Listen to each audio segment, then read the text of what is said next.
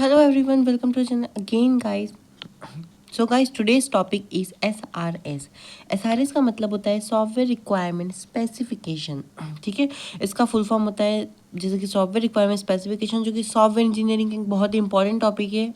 चाहे वो आप RGPV यूनिवर्सिटी से हो, चाहे आप दूसरे यूनिवर्सिटी से हो, चाहे आप बीटेक कर रहे हो या अदर बैचलर डिग्री या आप मास्टर डिग्री कर रहे हो, अगर आपको सॉफ्टवेयर इंजीनियरिंग सब्जेक्ट है तो एक बहुत इंपॉर्टेंट जो टॉपिक है वो होने वाला है. और ये एग्जामिनेशन में बार बार रिपीटेबल टॉपिक है, तो प्लीज़ आप इसको ध्यान से सुनना और अच्छे से पढ़ना. ठीक है. सो SRS stand for the software requirement specification, ये हम सब जानते हैं. ठीक है. अब ऐसा SRS for creating any software we gather और collect the requirement, so this is called SRS. अब देखो, सॉफ्टवेयर रिक्वायरमेंट स्पेसिफिकेशंस आपको क्या समझ में आ रहा है? ठीक है, नाम से क्या समझ में आ रहा है कि SRS means for creating any software we gather और कलेक्ट द रिक्वायरमेंट. देखो, सबसे पहले हम जब सॉफ्टवेयर क्रिएट करते हैं तो उसका पहला फेज ही क्या होता है कि हमें जो है हमारा जो वो क्लाइंट है उससे मिलकर क्या करना पड़ता है. हमें सबसे पहले जो हम जितनी भी उसकी रिक्वायरमेंट है और जिस हिसाब से उसको सॉफ्टवेयर बनाना है, उस रिक्वायरमेंट्स को हमें क्या करना पड़ता है, उस रिक्वायरमेंट को हमें गैदर करना पड़ता है. और उस रिक्वायरमेंट को गैदर करने के बाद हमें हम या तो ये बोल दे कि हम गैदर कर रहे हैं, या फिर हम यूँ बोल दे रिक्वायरमेंट को कलेक्ट कर रहे हैं. मतलब हम उसकी जितनी भी रिक्वायरमेंट है सॉफ्टवेयर बनाने के लिए, वो हम सब क्या कर रहे हैं, एक साथ कलेक्ट कर रहे हैं. ठीक है.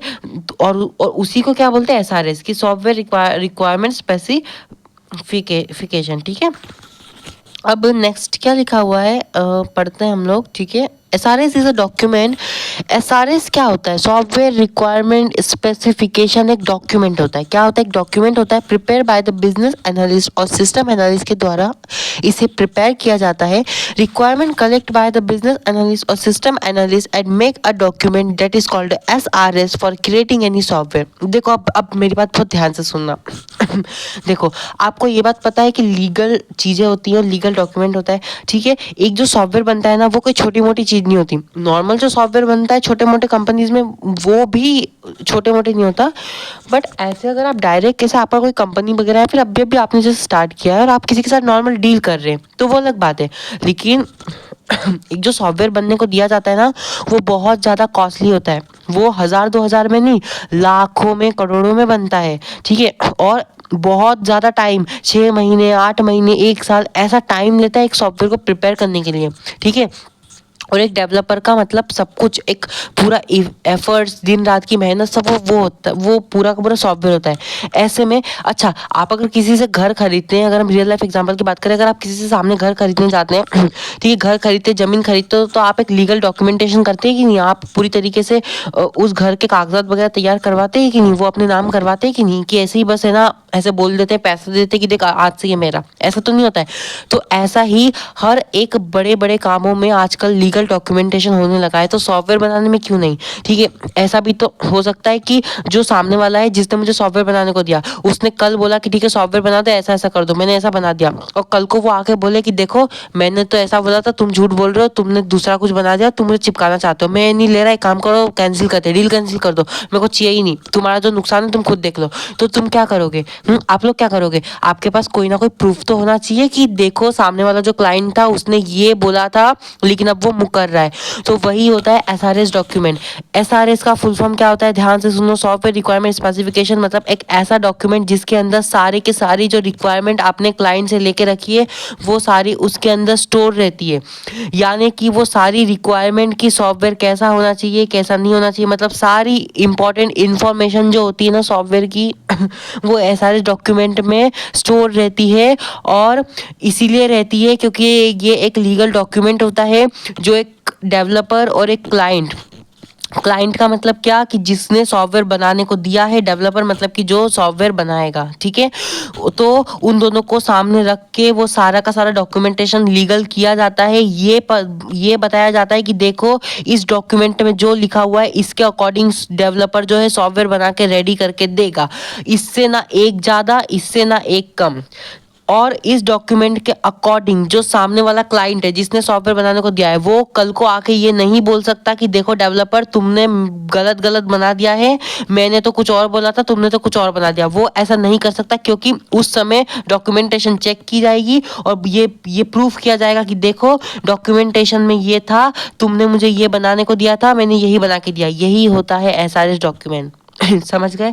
एसआरएस एक ऐसा डॉक्यूमेंट होता है जिसके अंदर सारे कलेक्ट किए हुए इंफॉर्मेशन और सारे रिक्वायरमेंट जो कि हमें एक सॉफ्टवेयर को बनाने में चाहिए वो सारे स्टोर किए जाते हैं। और ये ये बिल्कुल इंश्योर कर दिया जाता है। इंश्योर का मतलब होता है पक्का, ये बिल्कुल पक्का कर दिया जाता है कि इसके अंदर जो लिखा है इसके बाहर और कुछ भी ऊपर नीचे नहीं होगा। आप कल को आके अपनी बातों से मुकर नहीं सकते। ठीक है, यही क्या होता है हमारा एसआरएस डॉक्यूमेंटेशन होता है। In this SRS documentation describe what will be the feature of the software and what will be it's behaviour, that is how it will perform. वही लिखा हुआ है जो मैंने इतनी देर से राम पंचायत तुमको सुनाई है ना, वही लिखा हुआ है कि ये सारे डॉक्यूमेंट एक ऐसा डॉक्यूमेंट होता है जो ये डिस्क्राइब करता है, ये बताता है कि क्या फीचर्स होने चाहिए सॉफ्टवेयर के और सॉफ्टवेयर का कैसा बिहेवियर होना चाहिए। इसका मतलब है कि कैसा वो परफॉर्म करेगा, वही इसके अंदर लिखा हुआ है। अच्छा, फीचर्स की क्यों बात की गई, बिहेवियर की क्यों बात की गई? क्यों? क्योंकि सॉफ्टवेयर का रिक्वायरमेंट ही कन्वर्ट होकर फीचर और बिहेवियर ही बनेगा। क्यों? क्योंकि रिक्वायरमेंट का मतलब क्या है? रिक्वायरमेंट का मतलब ये है कि आपका सॉफ्टवेयर आगे जाके कैसा होना चाहिए, कैसा परफॉर्म करना चाहिए, उसका फीचर्स वगैरह क्या होने चाहिए, वही रिक्वायरमेंट होती है। समझ में आया इतना? आई होप आपको समझ में आया होगा। इतना बिल्कुल डीप में समझा रहा हूँ। अगर आपने ये वीडियो अच्छे से देखी होगी, पूरे एंड तक देखी होगी, मैं बिल्कुल कह सकता हूँ कि आपको सॉफ्टवेयर रिक्वायरमेंट स्पेसिफिकेशन में कुछ भी आ जाए, आप 10 पेज 15 पेज आप 20 पेज लिख के आ जाओगे, क्योंकि ये बहुत ईजी टॉपिक है। ठीक है, अच्छा चलो बिना टाइम वेस्ट करके आगे बढ़ते हैं। नेक्स्ट क्या लिखा हुआ है? SRS document is the detail description of software system. मतलब कि आपके सॉफ्टवेयर का डिटेल डिस्क्रिप्शन होता है to be develop with its functional and non functional requirement. ठीक है, इसके अंदर फंक्शनल और नॉन फंक्शनल रिक्वायरमेंट में ऑफकोर्स सारे रिक्वायरमेंट और सारी इन्फॉर्मेशन आ जाती है। देखो सुनो, डिटेल डिस्क्रिप्शन का ये मतलब होता है कि एसआरएस डॉक्यूमेंट आपके सॉफ्टवेयर का एक डिटेल डिस्क्रिप्शन होता है। और ये भी कहा जाता है कि अगर किसी ने आपका एसआरएस डॉक्यूमेंट अच्छे से पढ़ लिया और उसका अच्छे से अंडरस्टैंड कर लिया तो उसको आपके सॉफ्टवेयर के बारे में फुल इंफॉर्मेशन लग जाएगी कि आपका सॉफ्टवेयर किस बारे में है, आपका सॉफ्टवेयर किस बेस पे है, क्या है नहीं है, सब कुछ पता चल जाएगा क्योंकि वो एक डिटेल डिस्क्रिप्शन होती है। ठीक है, the SRS consist of all the necessary requirements for the project development. SRS document consist का मतलब बनता है for of all the necessary requirement, सारे नेसेसरी रिक्वायरमेंट के साथ बनता है ताकि आपका प्रोजेक्ट यानी कि आपका सॉफ्टवेयर क्या हो सके, डेवलप हो सके। ठीक है, नेक्स्ट पेज पे आ जाते हैं हम लोग। SRS document is actually an agreement between the client end developer. ये हुई ना बात, ये एक सबसे बेस्ट लाइन आ गई जिससे आपको 2 मिनट में समझ में आ जाएगा। एसआरएस डॉक्यूमेंट कुछ नहीं होता, जस्ट एक एग्रीमेंट होता है। किसके बीच में? क्लाइंट और डेवलपर के बीच में। एग्रीमेंट का मतलब मुझे पूरा यकीन है कि आप सबको पता होगा। एग्रीमेंट एक लीगल एक पेपर या एक लीगल वर्क बोल सकते हैं जिससे 2 लोगों के बीच में किया जाता है, जिससे ये इंश्योर किया जाता है कि इसके अंदर जो लिखा हुआ है इसके ना बाहर कुछ होगा ना अंदर कुछ होगा। ठीक है, मतलब कोई अब एक दूसरे की बात से मुकर नहीं सकता कि नहीं आप झूठ बोल रहे हो, नहीं आप झूठ बोल रहे हो। ठीक है, parts of the SRS document की बात कर लेते हैं। मतलब कि पार्ट्स से मतलब ये है कि एसआरएस डॉक्यूमेंट मेनली किन किन चीज़ों से, मतलब उसके अंदर क्या क्या आ सकता है। ऐसा इन्फॉर्मेशन तो आती है, किस तरीके की इन्फॉर्मेशन बोल सकते हैं? Function requirement, non function requirement, goal of implementation. Goal of implementation का मतलब है गोल की वो सॉफ्टवेयर डिफरेंट सिस्टम पर रन कर सकता है कि नहीं, इस टाइप की चीज़ें। ठीक है, बहुत ज़्यादा इस चीज़ पे डिटेल में मत जाओ। Characteristic of the SRS document की अगर हम बात करते हैं, कैरेक्टरिस्टिक मतलब कि विशेषता क्या है इस एसआरएस डॉक्यूमेंट की। ठीक है, मतलब खासियत क्या है इस डॉक्यूमेंट की, ये और क्या होनी भी चाहिए। तो कंप्लीट।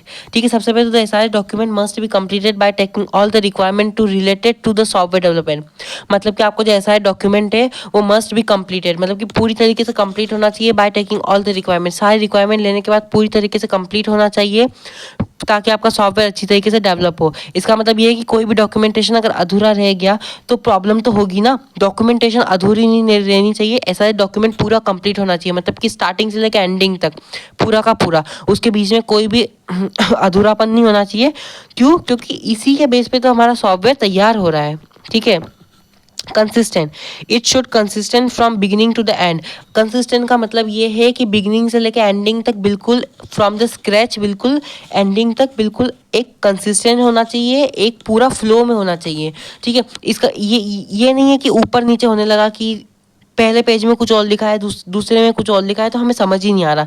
नहीं, ये पूरा कंसिस्टेंट होना चाहिए। कंसिस्टेंट का मतलब है कि जैसे जैसे जैसे एग्जाम्पल फॉर एसडीएलसी। एसडीएलसी क्या है, एक पूरा एसडीएलसी जो है flow of different types of phases है। अगर आप एसडीएलसी को अच्छी तरीके से फॉलो करोगे तो वो क्या एक पूरे कंसिस्टेंट एक पूरे सीक्वेंस, हाँ सीक्वेंस बोल सकते, इट शो सीक्वेंस, एक पूरा सीक्वेंस वे में डॉक्यूमेंटेशन होनी चाहिए, ऊपर नीचे नहीं होना चाहिए।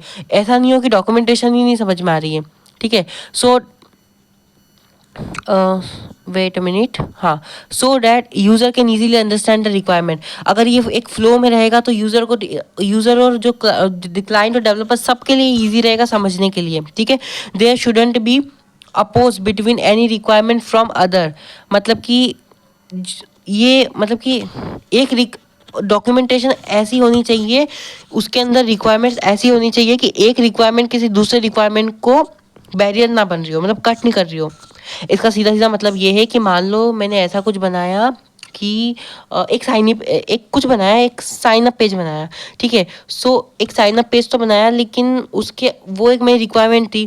ठीक है, तो साइन अप पेज को बनाने के बाद ऐसा कुछ एक दूसरा पेज बनाया, तो ऐसा ना हो कि उस साइन अप पेज के कारण वो दूसरे पेज में कोई दिक्कत होने लगे।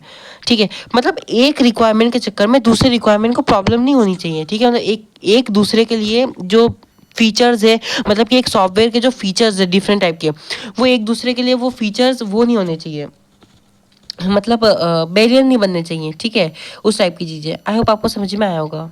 ठीक है, अब हम बात कर लेते हैं फिजिबल की। ऑल द रिक्वायरमेंट इंक्लूडेड, यहाँ पे इंक्लूडेड लिखा हुआ है, इंक्लूडेड ऐसा document must be feasible to implemented. ठीक है, मतलब कि जितने भी रिक्वायरमेंट है इंक्लूड किए गए सारे डॉक्यूमेंट में must be feasible to implemented, मतलब कि एक तरीके से फ्लेक्सिबल और फिजिबल होने चाहिए। ठीक है, मॉडिफिएबल होने चाहिए। तो ऐसा document can be modified in any time. जो एस आई डॉक्यूमेंट है ना वो किसी भी टाइम पे मॉडिफाइड हो सकते हैं। ठीक है, मतलब कि अगर अगर क्लाइंट को कुछ और समझ में आया कि नहीं कुछ ऐसा नहीं कुछ ऐसा होना चाहिए, तो वो उसको किसी भी टाइम पे चेंज करवा सकता है। ठीक है, पर उसका भी एक टाइम होता है। ऐसा नहीं कि आपका सॉफ्टवेयर डेवलप हो गया फिर आके बोल रहा है, ऐसा भी नहीं हो सकता। ठीक है, टेस्टेबल की बात कर लेते हैं। Your software should be testable in any time. आपका सॉफ्टवेयर किसी भी टाइम पे टेस्ट हो सकता है। Testing is very important process. ठीक है, यू कैन टेस्ट और modify on it and any time. आप अपने डॉक्यूमेंटेशन को किसी भी टाइम पे टेस्ट कर सकते हो। करेक्टनेस, ठीक है, the all the requirement has given in the SRS document should be 100% correct for implementing a software. आपका जितना भी रिक्वायरमेंट और जितना भी इंफॉर्मेशन आपके एसआरएस डॉक्यूमेंट में दिया गया है वो पूरा का पूरा करेक्ट होना चाहिए, उसमें कोई भी मिस्टेक्स नहीं होनी चाहिए। कंप्लीट तो होना चाहिए, साथ ही साथ करेक्ट भी होना चाहिए। अगर वो करेक्ट नहीं रहा और उसमें कुछ गलतियाँ निकल गई तो सॉफ्टवेयर में भी गलती होगी। ठीक है, verifiable, the document of the SRS must be verified. आपके वेरीफाइड के लिए डिफरेंट टाइप्स के ऑर्गेनाइजेशंस वगैरह होती हैं जैसे सीएमएम वगैरह, तो इन सब के थ्रू जो है आपके SRS documentation as well as software को वेरिफिकेशन टिक मिलना ही चाहिए, जिससे ये इंश्योर हो जाए कि आपका सॉफ्टवेयर गलत नहीं है, बिल्कुल सही है। ठीक है, आई होप आपको सारे कैरेक्टरिस्टिक अच्छे समझ में आए होंगे। अब मैं आईएमपी जो है ये मैंने इसलिए लिखा है क्योंकि ये एक इम्पॉर्टेंट पॉइंट है। Without proper SRS document it is very difficult to create any software. ठीक है, create any software and document created in the presence of both developer and the client। ठीक है, document created in the presence of both developer and the client। अच्छा ठीक है, सुनो, ये IMP इसलिए लिखा है क्योंकि ये जो पॉइंट है ना ये बहुत इंपॉर्टेंट है। देखो, without proper SRS document it is very difficult to create any software. कोई भी सॉफ्टवेयर क्रिएट होने से पहले प्रॉपर एसआरएस डॉक्यूमेंट होना ही चाहिए। अगर आपका प्रॉपर एसआरएस डॉक्यूमेंट क्रिएट नहीं है तो ये बहुत डिफिकल्ट है कि आपका एक सॉफ्टवेयर बनकर तैयार हो जाए, क्योंकि बिना एसआरएस डॉक्यूमेंट के कोई ये बहुत रिस्क है कि कोई भी किसी भी टाइम पे वो हो सकता है, अपने बातों से मुकर सकता है। मैं ये नहीं कह रहा हूँ कि सिर्फ सामने वाला क्लाइंट मुकर जाएगा, नहीं, डेवलपर भी मुकर सकता है। अगर डेवलपर को अच्छा नहीं लगा, डेवलपर ने बोल दिया देखो क्लाइंट तुमने झूठ बोला है, मेरे को नहीं पता, तुमने यही बोला था, तो दोनों एक दूसरे की बात से ना मुकरे और सारी चीज़ें लीगली हो जाए, इसलिए ऐसा डॉक्यूमेंट बहुत इंपॉर्टेंट है। तो बिना ऐसा डॉक्यूमेंट के कोई सॉफ्टवेयर नहीं बन सकता, ठीक है, मतलब बन सकता है लेकिन ये रिस्क है, ठीक है। और document created in the presence of both developer and the client, और डेवलपर और क्लाइंट के प्रेजेंस में ये बनाया जाता है, उनकी पूरी राय लेकर बनाया जाता है, दोनों से बात करके बनाया जाता है, ठीक है। ऐसा डॉक्यूमेंट एक बहुत इंपॉर्टेंट डॉक्यूमेंटेशन होती है, ठीक है। आई होप आपको समझ में आया होगा। यहाँ पे ये जो वीडियो मतलब ये टॉपिक है और ये वीडियो यहाँ पे मैं ख़त्म करने जा रहा हूँ। सो आई होप आपको पूरी तरीके से समझ में आया होगा। अगर समझ में आया तो प्लीज़ सब्सक्राइब करना, लाइक करना, शेयर करना और पढ़ ही लेना, क्योंकि अच्छा सब्जेक्ट है और आई होप आपको समझ में आया होगा और ये बहुत इंपॉर्टेंट टॉपिक है, तो प्लीज़ इसको पढ़ लेना। और हाँ, मन से चीज़ें ये सब समझने के बाद मन से भी ट्राई करना कि आप लिख लो इन सब चीज़, इन सब थ्योरी को ना रटो, इनको सिर्फ एक बार समझ के जाओ, क्योंकि रट के जाओगे तो पेज नहीं भर पाओगे। और कॉलेज की यूनिवर्सिटीज़ एग्जाम में ये बहुत इंपॉर्टेंट होता है कि आप आप लॉजिकल चीज़ें तो लिखो उसके अंदर, आप सही सही तो लिखो, लेकिन आप पेज भी भर के आओ। तो कोशिश करना ये जितनी भी थ्योरी है ये मैंने बहुत ज़्यादा अपनी बिल्कुल ओन लैंग्वेज में लिखा हुआ है, तो कोशिश करना प्लीज़ ये सब अच्छे से 1-2 बार अच्छे से पढ़ो और इसको अपने और ज़्यादा ओन लैंग्वेज में बनाने की कोशिश करो। अदरवाइज़ अगर आपको थ्योरी की ज़रूरत है तो ये तो मैंने देख ही रखा है, आप देख ही सकते हो बहुत ईजिली, ठीक है। आई होप आपको समझ में आया होगा। Thank you so much. Next video के लिए प्लीज़ वेट करें।